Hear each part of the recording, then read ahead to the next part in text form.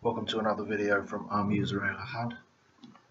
Today we're going to be continuing our study of the book of Daniel. In the previous videos, Antichrist Deception and World War III Part 1 and Antichrist Deception, World War III Part 2, we looked at the scenario, the coming events, the coming prophetic events, the build-up of World War III, and also the rising of the Antichrist. Hence the title of the videos, Antichrist Deception and the coming of World War III, the rise of World War III. In part 2, we began to lay the foundation of Daniel chapter 11. And I do believe we covered from Daniel chapter 11 verse 1 moving right down to verses 14. So if you want to catch up, if you're watching this video, part 3, Antichrist Deception and World War III, you can back up and watch the earlier 2 videos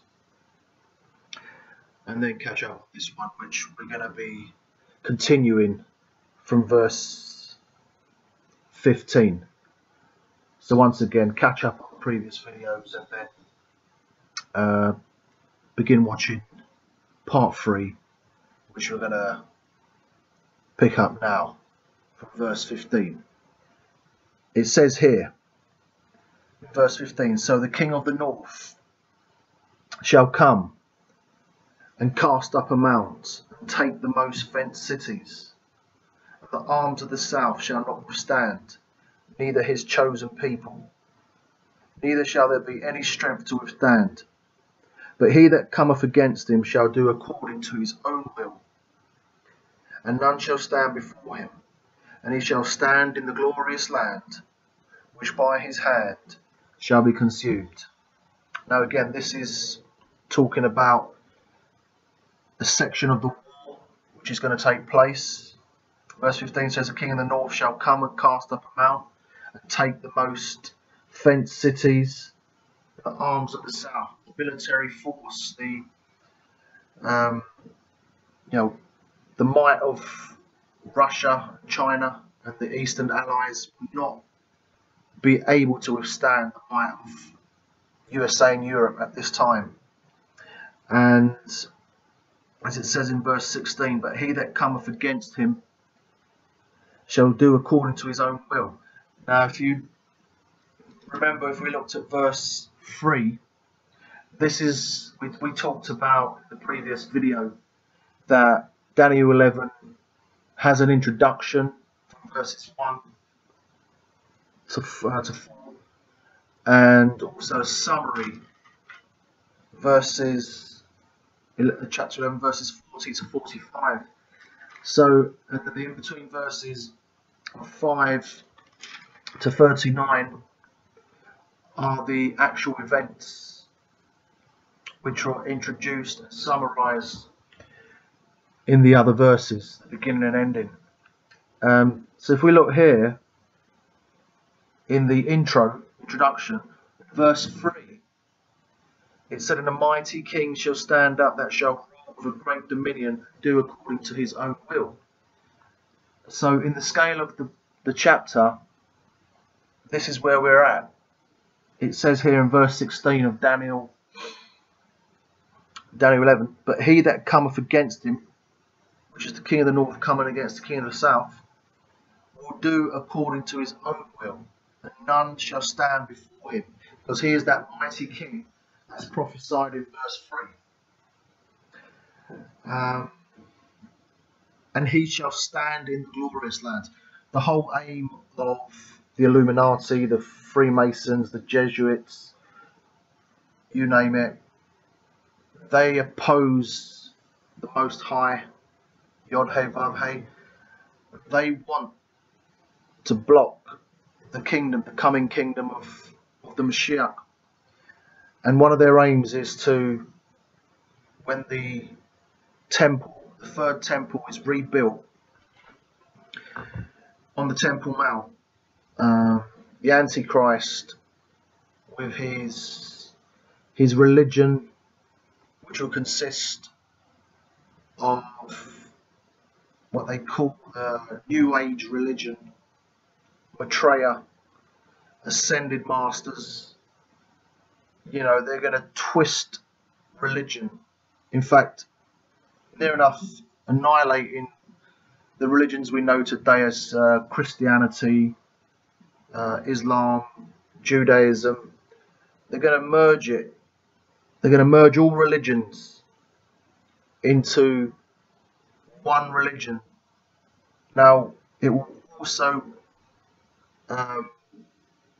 merge the UFO phenomenon, the demon aliens will counterfeit the coming of the Mashiach with this person called the Maitreya, the ascended master, who the Antichrist will claim to be.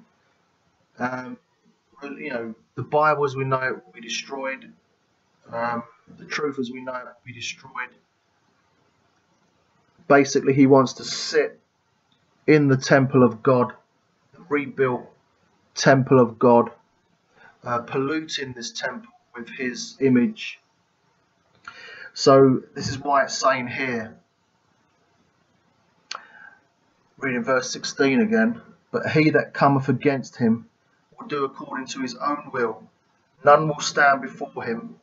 He will stand in the glorious land, that is Jerusalem, Yerushalayim, the glorious land, by which by his hand shall be consumed. You see, the Antichrist is not coming to Jerusalem to play ball.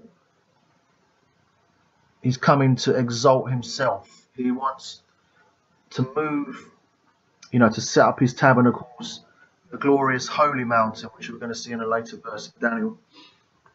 So, and also as we see here in verses 17, he, the king of the north, shall set his face to enter with the strength of his whole kingdoms, and upright ones with him. Thus shall he do. He will give the daughter of women, corrupting her, but she shall not stand on his side, neither be for him. Basically, what this is saying here, the daughter of women is basically this Babylonian religion, this mystery religion, which has been going on for the last 6,000 years. And he tries to establish, at first he tries to establish, because at this time in the Holy Land, the two witnesses, which we're going to cover in some videos coming later, the two witnesses of Revelation 11 are going to be prophesying for 3.5 years during this time in the Holy Land, you know, gathering together the elect of God, who are going to make up the 144,000, who will evangelize to the world during the second part of the 7-year prophecy, which is the final 3.5 year tribulation. So here we see that initially he tries to corrupt the kingdom of Israel, the kingdom of Judah, giving the daughter of women, which is like a mystery religion of Babylon. But it says here, she does not stand, neither before him. In other words, it just collapses, because at this time, as we go on further, we're going to see why their initial attempt to corrupt the kingdom of Judah doesn't come to fruition. It's a bit like when we spoke about type and antitype. If you look at the book of Isaiah, I do believe it's chapter 37, when the forces of Sennacherib, the Assyrian king. They came and they took all the fenced cities of Judah, but they wanted to take Jerusalem. And because Isaiah and Hezekiah, the true prophet Isaiah and Hezekiah, who was a righteous king, they got down in sackcloth and ashes, prayed to the Most High God, Yod He Vav He. And Yod He Vav He, he delivered Jerusalem. And in one night, 185,000 Assyrian soldiers were slain. So this is a great deliverance on the part of the Most High for his children Israel. So this is what we're going to see here. The same thing's going to happen again. Verse 18. After this, he, the king of the north, turns his face unto the isles and takes many. And here it says, but a prince for his own behalf shall cause the reproach offered by him to cease. Without his own reproach, he shall cause it to turn upon him. This is what I was talking about in Isaiah 37. Notice the wording. A prince for his own behalf will cause the reproach offered by the king of the north, offered by him to cease without his own reproach. In other words, the prince, who I believe is one of the two witnesses in Revelation 11, is without his own reproach, as Isaiah and Hezekiah prayed to the Most High and God intervened on behalf of Israel. So God is going to intervene on behalf of Israel here. It will be without the reproach of the prince, without his own reproach. He causes the reproach of the king of the north to turn upon him. And then if you read in verse 19, then he, the king of the north, turns his face toward the fort of his own land. He stumbles and falls and is not found. Because if you understand prophecy, Assyria and Babylon are the type. And then you have, in the antitype, you have two phases. You have an initial phase of Babylon, which is typified by the Assyrian world power. Then you have the second phase. In other words, because there's two phases of the beast, in Revelation 17, if you read the whole chapter, we'll cover that as one video. It says, the beast that was and is not and yet is. In other words, it has two phases. There's a phase before its wounding, and then its phase when it's wounded, and then Revelation 11 says, when the two witnesses have finished their testimony, the beast that ascends out of the bottomless pit will make war against them and overcome them and kill them. So, and then we can see it has two phases. Well, this is its first phase, where it is mortally wounded. The phase of Babylon is mortally wounded. So he turns his face towards both. Verse 19, he turns his face toward the fort of his own land. He stumbles and falls and is not found. In other words, he comes to his end. So, because we have two powers, two world powers, the Eastern powers, which consist of Russia, China and their allies, and then the Western powers, which is America, European allies. At this stage, where America takes the Kingdom of America is to fragment into four.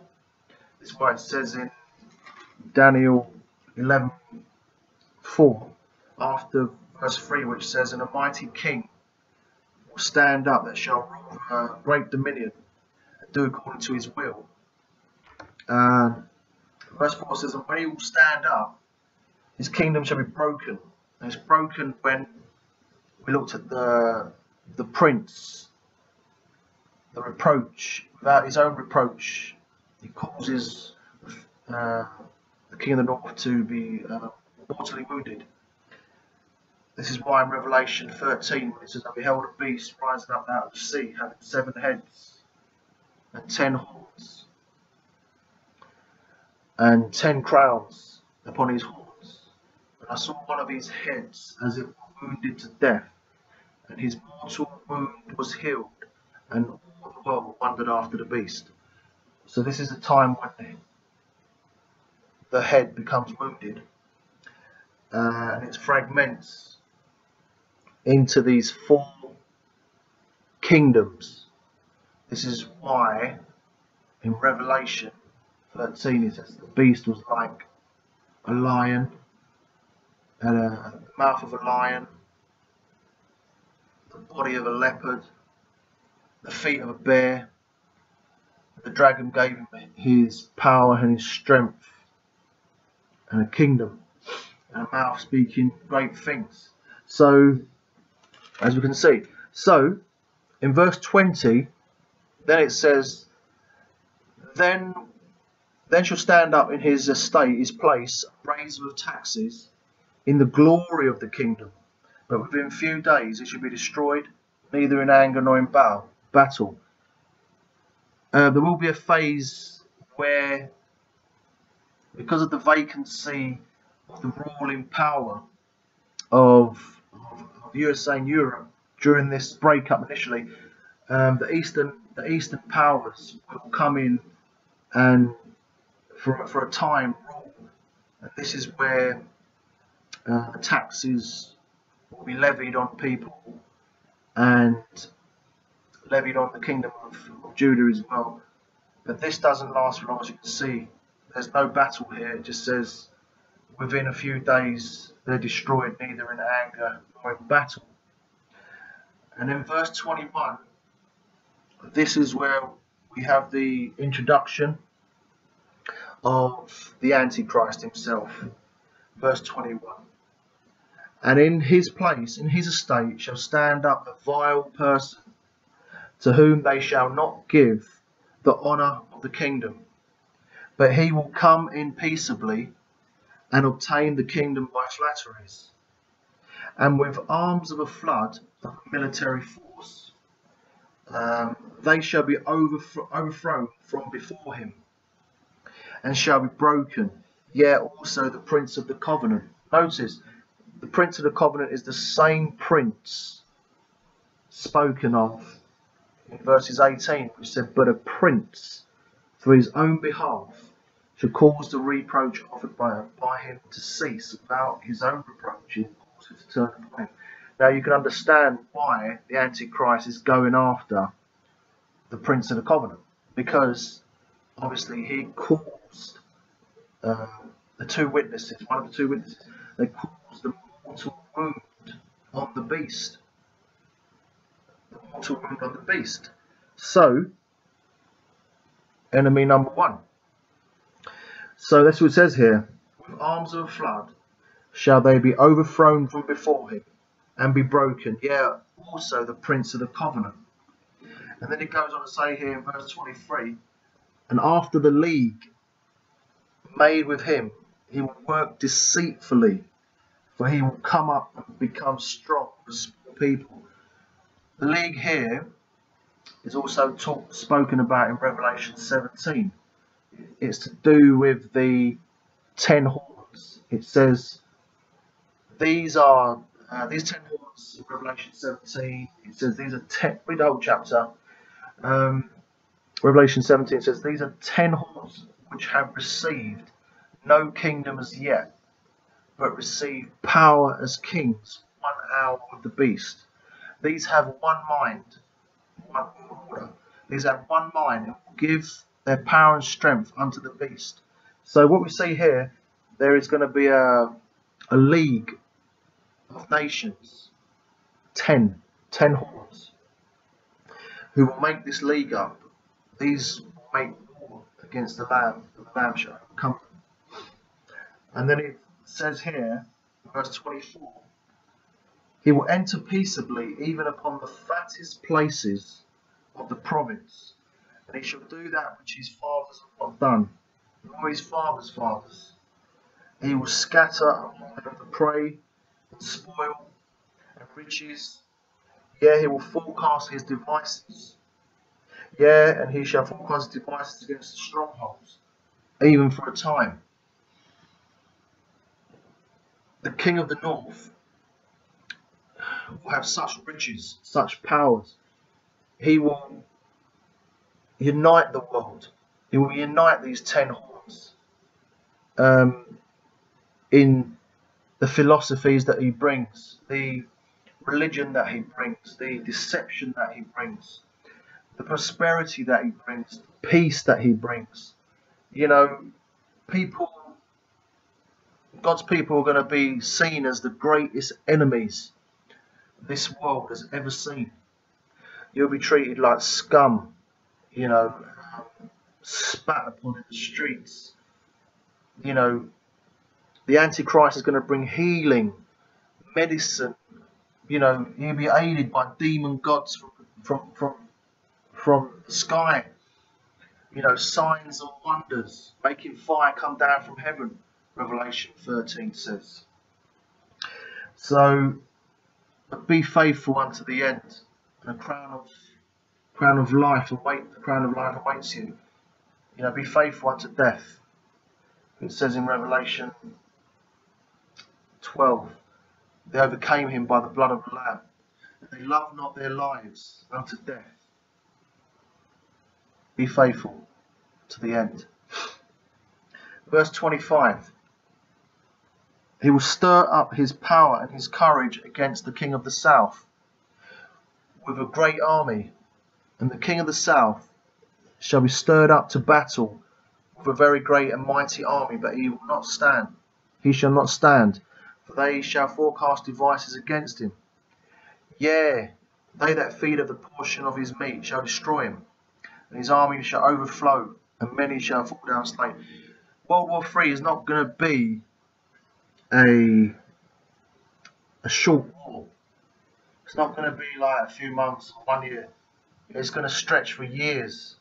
You know, possibly could even stretch as long as the Second World War, which went on for 6 years.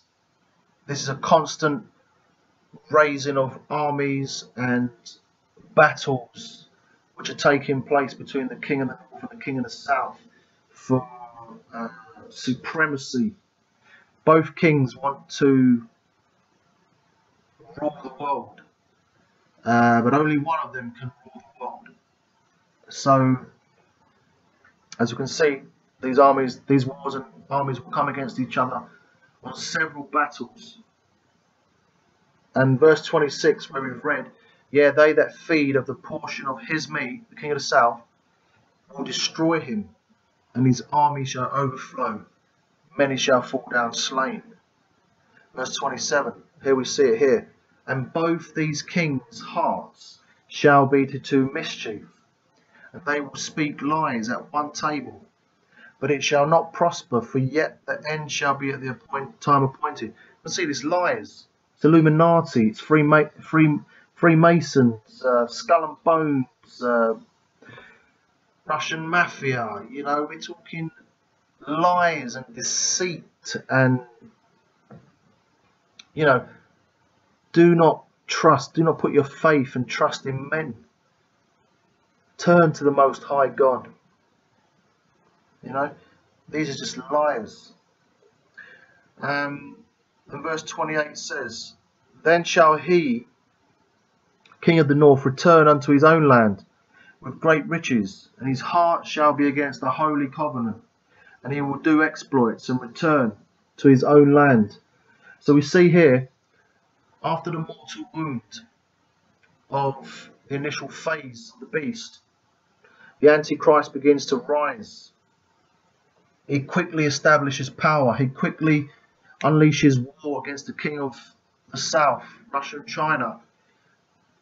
establishing total dominance, making a league with the nations, the 10 horns.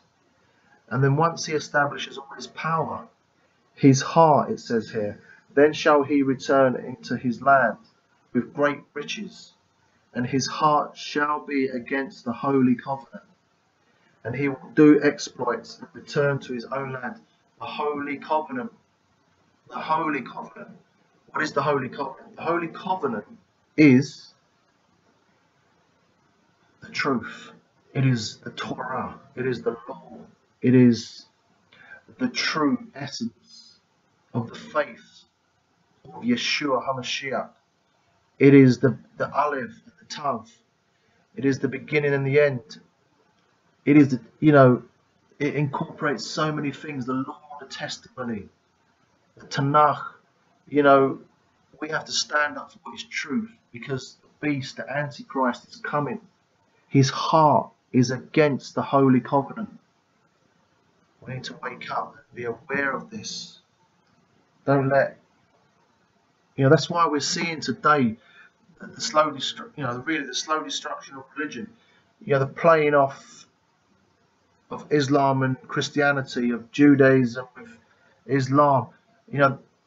The Zionists want to bring a total annihilation to these religions so that they can bring in their own Babylonian religion. So, what we see here, verse 29, at the time appointed, he, the king of the north, returns and comes towards the south, Russia and China. But it will not be as the former or as the latter. This is talking about the previous battles. These events are taking place over a number of years. So it's saying to you that he won't be as successful coming into battle against Russia and China as he was in the former and latter battles. For it says in verse 30, for ships of Shittim will come against him. Therefore he will be grieved and return and have indignation against the holy covenant. And so shall he do. He will even return and have intelligence with them that forsake the holy covenant. Now the ships of Shittim. Shittim was anciently known as the Western world. Rome, Greece, Cyprus. It was West. It was referred to as Western, the Western world. So, obviously they're going to be attacked in some form or shape from the west, which has never happened before. So this is another thing which is pointing to a future fulfillment of this chapter. And obviously he's grieved, and he returns and has intelligence with them that forsake the holy covenant. This is why in Revelation 12 it says, I beheld the dragon. A dragon stood before the woman, and it says his tail drew the third part of the stars of heaven. This is also referring to a future event where this beast will, the tail is their teachings, their prophets. With their lies, they're going to deceive a third, of the stars, the people of God. The stars are the people of God. They're going to deceive God's people. This is why it says here, he has intelligence with those that forsake the holy covenant.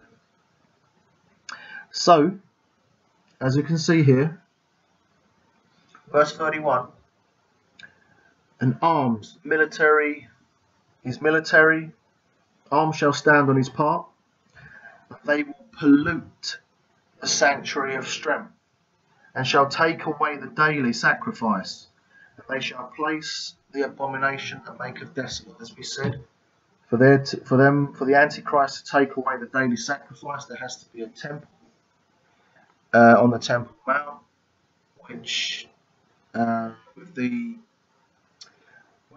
animal sacrifices reinstated,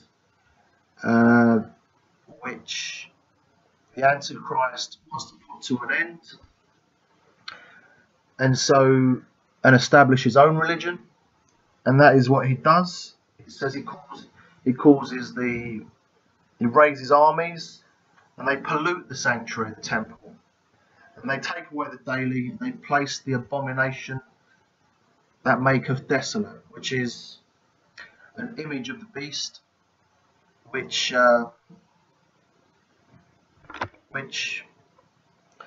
in which way this will consists is open a little bit to debate. Whether he places a statue of himself, whether he begins to sacrifice pigs. This is exactly what the antitype, the type in the typology happened when Antiochus Epiphanes, he went into the most holy place and he placed a statue of Zeus, Greek pagan god, and he sacrificed pigs upon the altar, burnt offerings. He stopped the reading of the Torah, circumcision, keeping of God's feasts and Sabbaths. So this is what's going to happen, people. And here we see verse 32. And as such as do wickedly against the covenant, shall he corrupt by flatteries. But the people that do know their God shall be strong and do exploits. What we see here, there will be many apostates who are going to, give up their faith for money, for position, for power. Don't be one of those. Hold firm, hold true, even if it means your life, because the Mashiach, he shed his blood for you. He shed his blood for you. That don't give up. This is going to be, at this point here, we're entering into the 3.5 years of tribulation. It's going to be a terrible time. But, we need to hold on. We need to preach the word, because at that time also 144,000 are going to be giving the last message to the world during the tribulation. As it says here, such as do wickedly against the covenant shall he corrupt by flatteries, money, power. But the people that do know their God, this is who we want to be. We want to be one of these people here. We want to be one of the ones that know their God and do exploits. Because we're going to be, sharing the word of God.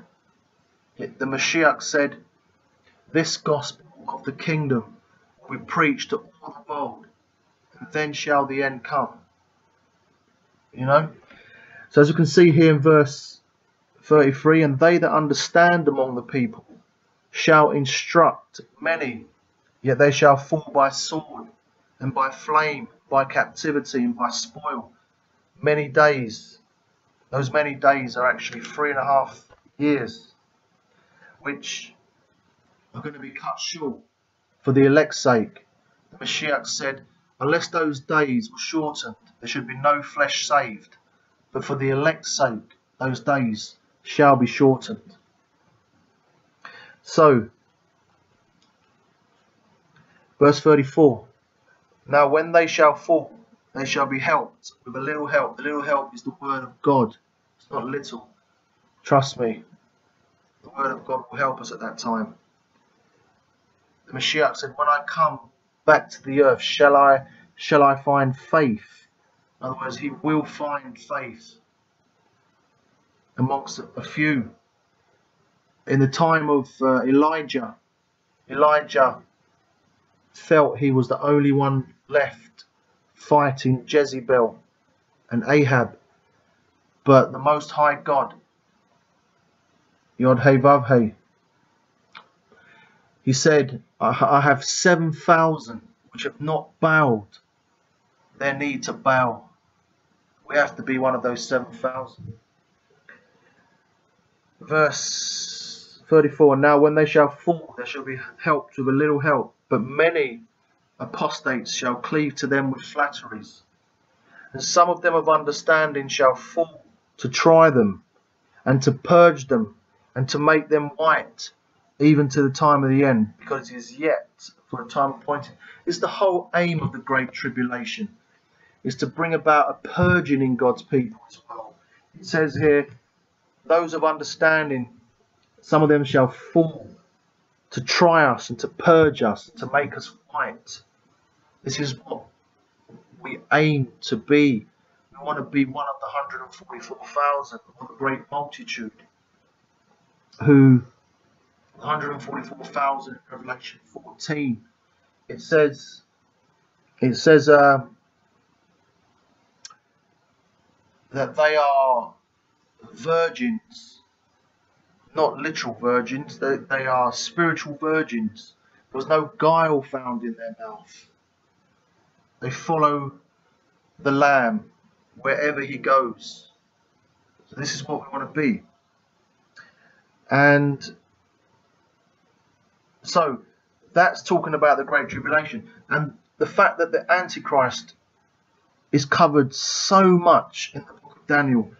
Daniel begins to pick up more information about the Antichrist and how we can recognize him and how we can expose what his agenda is. And we're going to pick this up from verse 36. The king, Antichrist, shall do according to his will, and he shall exalt himself and magnify himself above every god, and he shall speak marvelous things against the God of gods, and shall prosper till the indignation is the great tribulation, 3.5 year tribulation, be accomplished, for that is determined shall be done. Neither shall he regard the God of his fathers, nor the desire of women, nor regard any God, for he shall magnify himself above all. But in his estate, in his place, in the place of the Most High God, Yod-Heh-Vav-Heh, he will honour the God of forces, and a God whom his fathers knew not shall he honour with gold and silver, and with precious stones, and with pleasant things. Thus shall he do in the most strongholds with a strange God, whom he shall acknowledge and increase with glory, and he shall cause them, that's very important there, them, cause them to rule over many, and will divide the land for gain. So we see all the work of the Antichrist here. Break it down. Verse 36. The king will do according to his will. He exalts himself, magnifies himself above every god. Now, some people have said that the Antichrist will be a Jew, a Jewish king. The Muslims are saying he's going to be the Dajjal. They also speak about the Mahdi, the 12th Imam. The Christians, they talk about Christ coming back. But what you got to understand is that the Antichrist religion is going to be a conglomerate religion. It's going to consolidate all these religions with even the forms of Hinduism, Buddhism are going to come into it. The Maitreya's, the ascended masters of Buddhisms and Hinduisms. It's going to be a mystery religion. It's going to be incorporated with UFO phenomenon, because as it was in the days of Noah, so shall it be in the days before the coming of the Son of Man. In the time of Noah, in Genesis 6, we had the sons of God, the demonic angelic beings who rebelled against the Most High and came to this earth and sired children with human witches. That's where they came to be known as they were the Watchers. The angels were the Watchers, but these women became known as the witches, because they were taught all the knowledge and sciences from these fallen angels, and their children became the Nephilim, the men of renown, the mighty men and men of renown. And, you know, it's going to happen again. We're going to have, when the Antichrist comes, there's going to be weird things going on. Weird sciences, weird mixture of animals, weird transgenders and experiments, as it was in the days of Noah. Be prepared. If you have the book of Enoch, or the book of Jasher, or the book of Jubilees, these books were books of authority in the time before the Mashiach and about 200-300 years after the Mashiach. I'm not here to tell you, whether they should be canon or not, but there is information in these books that is relevant to us today. So please read these books. So, in verse 36 it says, "And the king will do according to his will. He will exalt himself, magnify himself above every god.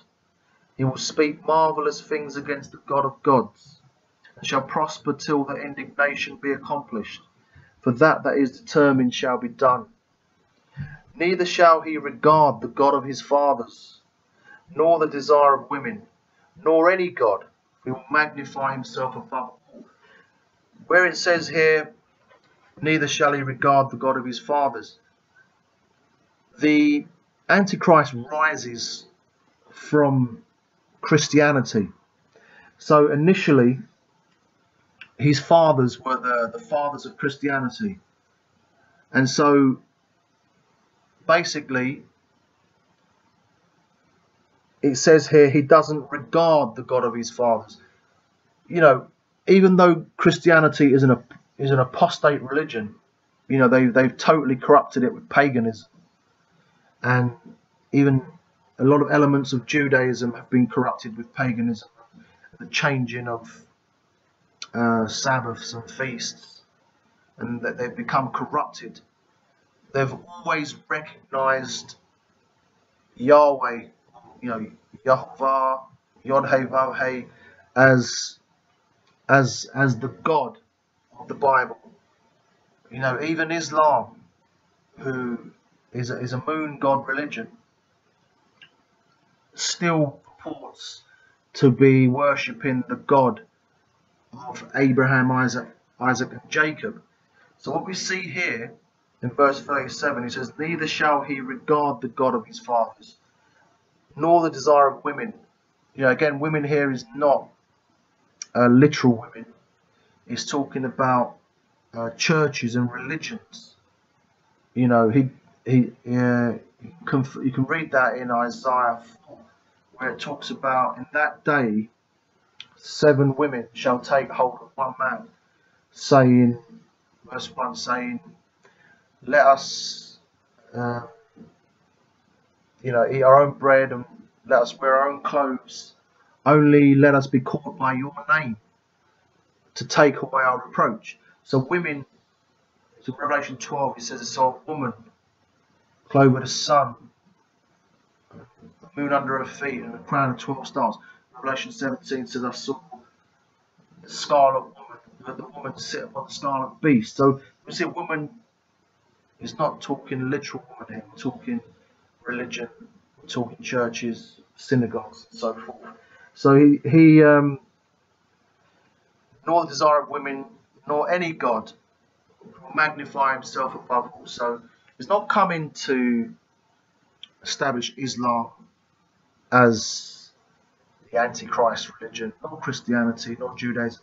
He's coming to set up his own Babylonian mixture. That's why the woman in Revelation 17, she has a cup in her hand. She makes all nations drink of the wine of the wrath of fornication. So in verses 38, "But in his place he honours the God of forces, a God whom his fathers knew not. shall he honour with gold and silver, with precious stones, and pleasant things. So this is a God whom his fathers knew not. You know, Islam has always been known to the church fathers. So it can't be talking about Islam. Islam has been around for the last 1400 years. So obviously this God of forces, a God whom his fathers knew not, which he honours with gold and silver and precious stones and pleasant things, cannot be Islam. Islam is not going to be the Antichrist religion. Not Christianity, not Islam, not Buddhism, Judaism, false, apostate Judaism. It's going to be possibly, they will say that Muhammad was an ascended master. Yeshua HaMashiach, Jesus Christ, was an ascended master. These were Buddha, Krishna, they were all ascended masters. All these ascended masters were sent by the demonic aliens, who they say they're aliens, but they're demon angels. So we're going to get a big concoction.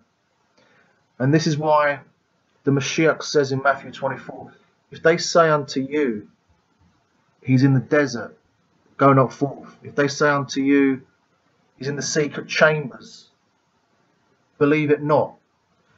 Many false Christs and false prophets shall arise. The reason Christ says many, because all these so-called ascended masters are going to descend upon the earth at once, claiming that they're Jesus Christ, claiming that they're Muhammad, claiming that they're Krishna, claiming that they're Buddha, claiming that they're all these different ascended masters who've been sent by the aliens, who've been sent by the demon gods to educate us. It's going to be a great deception. This is why Yeshua said, if it were possible, even the very elect would be deceived. So, frightening stuff. Verse 39. Thus shall he do in the most strongholds, with a strange God, alien. The word strange here in Hebrew is alien. It's an alien God. It's never been, this religion has never been seen on the earth. Whom he shall acknowledge, come into intimate relationship with, and increase with glory in, and he shall cause them, look, plural, them. This is not a singular God. This is like it's plural. It causes them to rule over many. Wake up, people, please. And we'll divide the earth for gain. Divides it into 10. This is why we says that the 10 horns, they give their power and strength unto the beast for 1 hour. So that is Daniel finished. What we're going to look at now is the summary of the introduction and the events. It tells you in summary as well. Verse 40, at the time of the end, the beginning of the 7-year period, the king of the south, Russia and China, push at him, the king of the north, USA and Europe. The king of the north, USA and Europe, will come against him, China and Russia, like a whirlwind, with chariots and with horsemen, many ships. He will enter into the countries and overflow and pass over. He shall enter also into the glorious land, the land of Jerusalem, Israel, and many shall be overthrown, but these shall escape out of his hand, even Edom, Moab, and the chief children of Ammon. Edom, Moab, and the chief children of Ammon are peoples who live in the land of Israel currently. Palestinians, Arabs, Muslims, apostates. They will confederate. They will confederate with the king of the north. This is why it says here, they escape out of his hand. He has no need to crush them, because they willingly confederate with him. That's why it said, those that forsake read earlier, those that forsake the Holy Covenant. He has intelligence with those that forsake the Holy Covenant. This is the ground that's being covered. You know, Edom, Moab. Read the book of Obadiah. Read Psalms 83. It tells you all about these Edom, Moab, and the chief children of Ammon. Verse 42 shall stretch forth his hand also upon the countries, all the world, the land of Egypt, Russia and China will not escape. Verse 43, but he will have power over the treasures of gold, silver, all the precious things of Egypt, which is Russia and China. The Libyans and Ethiopians, these are the allies of the Eastern powers, Russia, China, Islam.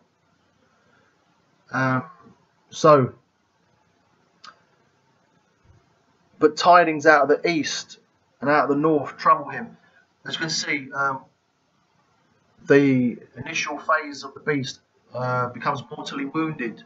This is what this is talking about. This is the summary of that. You know, tidings out of the east, because it is the prince who causes his reproach to turn upon him without his own reproach. He causes it to turn upon him, and he stumbles and falls, is not found.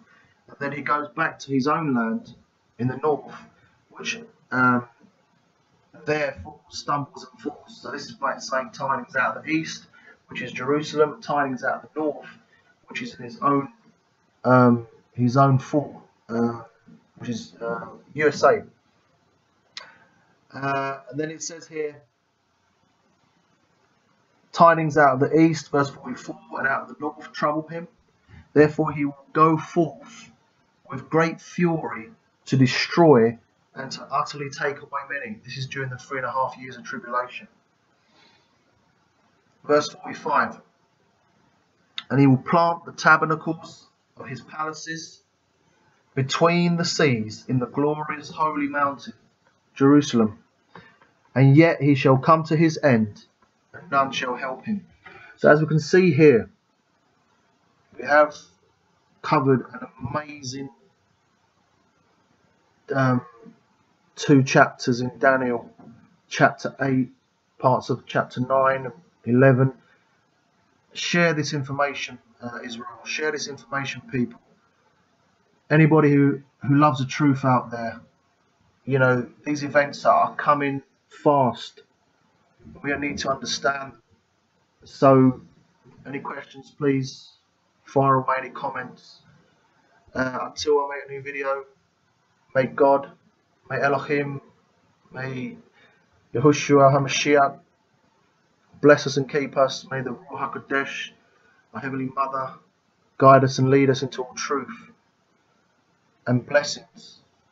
And until we, for the next session, God bless.